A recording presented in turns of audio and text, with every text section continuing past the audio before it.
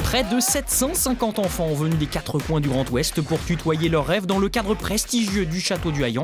C'est à Bordeaux qu'était donné le coup d'envoi de la 16e Danone Nations Cup.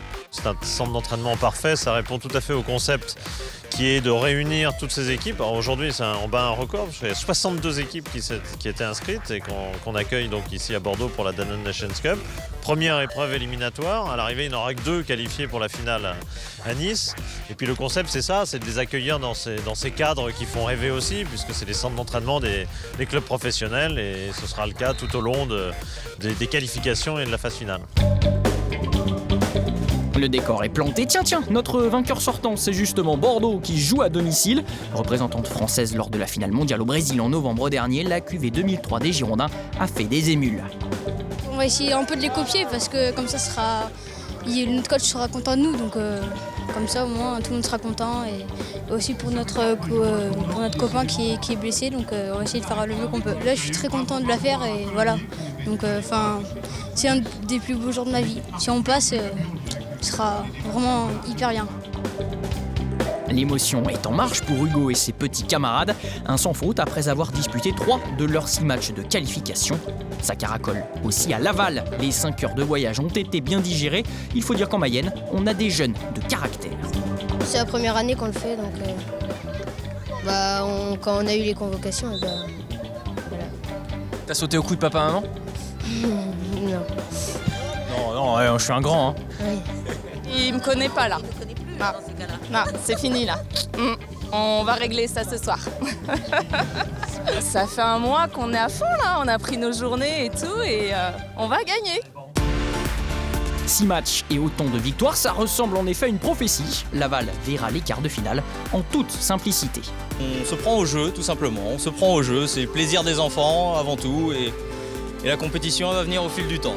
Et au fil d'une ambiance qui va elle aussi crescendo. C'est Laval, c'est Laval, ohé, ohé, ohé, c'est Laval qui va gagner. Une bonne humeur qui fait oublier la grisaille, seul invité pas vraiment désiré de ce premier jour du printemps. Heureusement, les étoiles ne sont pas dans le ciel, mais dans les yeux des bambins. Après 6 heures de football, 192 matchs ont été disputés. L'heure du verdict a sonné. Ça y est, on a tous les résultats, on est en train de rentrer le classement. Vannes est premier de cordée à l'issue de ce mini-championnat. Les Bretons, incarnation d'une 16e édition pleine de surprises.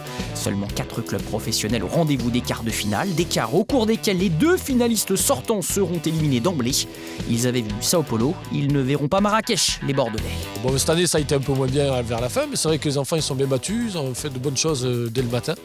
Et voilà, sur la fin, en quart de finale, on est tombé contre une belle équipe de Toulouse qui fait qu'on fait 0-0 et puis on perd au pénalty. Balayé aussi, Trélissac, double tenant du titre Royan, est sorti 3-0 par les nouveaux venus tourangeaux. Toulouse et Tours qui n'arriveront pas à confirmer au tour suivant un statut de favori fraîchement acquis. Contrairement à Vannes, les troupes de Pierre-Alexandre Lelièvre sont invincibles jusqu'en finale.